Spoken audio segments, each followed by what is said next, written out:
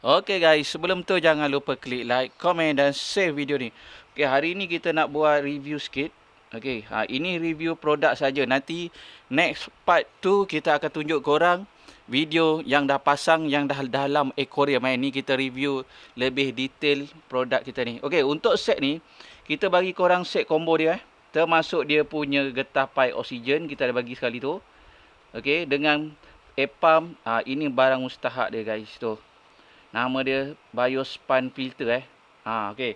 Untuk set ni dah datang set lengkap. Korang tinggal cucuk elektrik, pasang pipe oksigen. Okey, kelebihan dia apa guys? So ini korang dia biasa tengok. Okey, nanti korang sambung.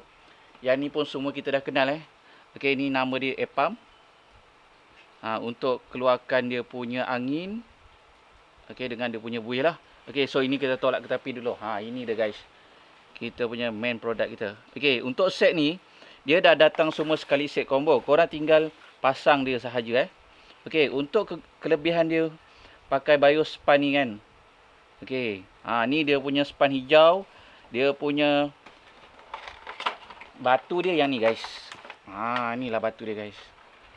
Ni function dia. Untuk perumahan bakteria baik Okey, so air ikan korang akan lagi jernih, lagi lawa guys. Kelebihan dia memang bagi ikan korang air jernih dan bagi ikan korang lawa lah. Okey, so ikan korang lebih aktif, lebih sihat. Okey, so lepas tu nanti korang tengok yang kita dah siap pasang untuk part 2.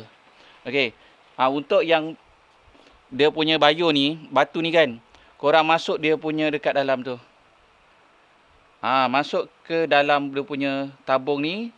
Dengan tabung ni, dia ada bagi dua batu ni kan. Korang letak dekat sini satu, dekat sini satu guys. Okey. Ini dia punya span dia. Span hijau ni, dia lagi bagus daripada yang hitam yang biasa tu. Ini untuk kalau korang nak bagi air jernih lagi, gunalah span jenis ni guys. Siap double dia bagi kiri kanan. Okey, korang tinggal cucuk dia punya hose pipe ni dengan pasang dia punya air pump, dah boleh guna. Berminat boleh tekan dekat beg kuning sekarang Ready stock, datang pick up setapak KL. Thank you for watching.